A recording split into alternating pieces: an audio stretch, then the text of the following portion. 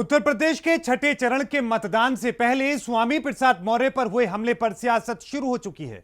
अखिलेश यादव जनता से जवाब देने की बात कह रही हैं, तो वहीं स्वामी प्रसाद मौर्य और उनकी बेटी बीजेपी को खुलेआम ललकार रही हैं। लेकिन इस ललकार के बीच बीजेपी की 57 सीटों पर परेशानी खड़ी हो चुकी है। इस रिपोर्ट को देखिए और समझें कि कैसे बीजेपी को नुकसान हो रहा है। देखिए इस रिपोर्ट में। भारतीय जनता पार्टी के लोग लाठी डंडा हथियार और पत्थर के गिट्टी से व्यवस्थित होकर के सामूहिक रूप से हमला बोले। गाड़ियां किस तरह तोड़ी गई हैं, लोगों के सर से किस तरह खून बह रहा है, लोगों के पैर किस तरह टूटे हैं, इवन हमारे पिताजी को चोट किस तरह आई है।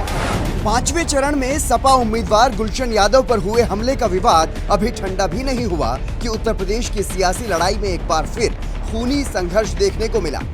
एक बार फिर देखने को मिला कि कैसे इस सियासी लड़ाई में अपनी जीत के लिए अब नेता जान लेने पर आमादा हैं। ये तस्वीर उस वक्त की है जब स्वामी प्रसाद मौर्य के काफिले पर हमला हो रहा था। इन एक्सक्लूसिव तस्वीरों को देखिए, हमला कितना खतरनाक था। इन तस्वीरों में देखिए कि कैसे कुछ लोग स्वामी प्रसाद मौर्य के काफिले पर हमला कर रहे हैं। इन तस्वीरों को देखिए और सोचिए कि लोकतंत्र में आज क्या हो रहा है।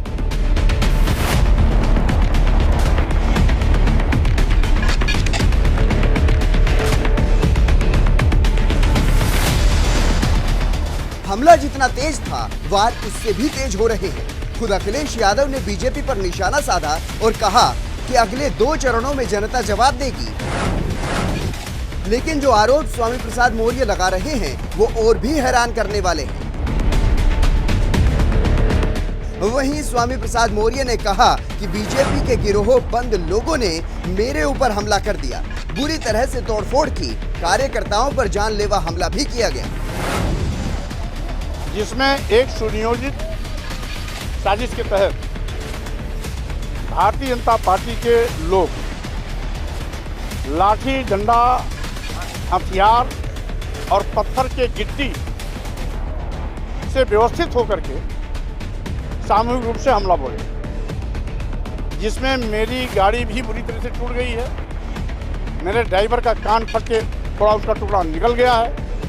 सैकड़ों गाड़ियां तोड़ दी गई हैं और साथ ही साथ सैकड़ों कार्यकर्ताओं को बुरी तरीके से दौड़ा के मारा है।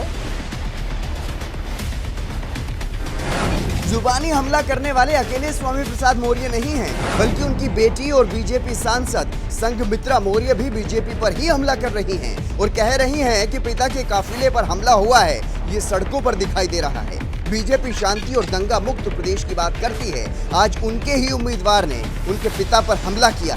फाजिल नगर की जनता स्वामी प्रसाद मौर्य को जीत दिलाकर गुंडई का जवाब देगी। हमला हुआ है ये पिताजी नहीं कह रहे हैं, ये सड़क पर दिखाई दे रहा है।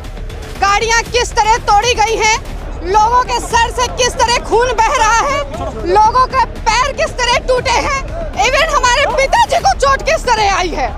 वो भारतीय जनता पार्टी जो शांति का और दंगा मुक्त प्रदेश की बात करता है, आज उसी के प्रत्याशी ने हमारे पिता पर हमला किया है। इस पूरे मामले में दोनों पक्षों में मारपीट और पथराव में आधा दर्जन लोग घायल हो गए और दोनों पार्टियों के काफिले में चल रही दर्जन भर गाड़ियां क्षतिग्रस्त हो गई। इस मामले में भाजपा की ओर से बदायूं की सांसद और स्वामी प्रसाद मौर्य की बेटी संघमित्रा मौर्य सहित 2 दर्जन लोगों के खिलाफ मुकदमा दर्ज किया गया है, तो वहीं सपा ने 1 दर्जन लोगों के खिलाफ शिकायत दर्ज करवाई है। लेकिन इस सियासी खूनी संघर्ष में जनता पर क्या असर पड़ेगा, यह देखना बेहद दिलचस्प होगा। लेकिन सियासी पंडित मान रहे हैं कि इस हमले का असर बीजेपी के खिलाफ जा सकता है। Bureau report R9 news.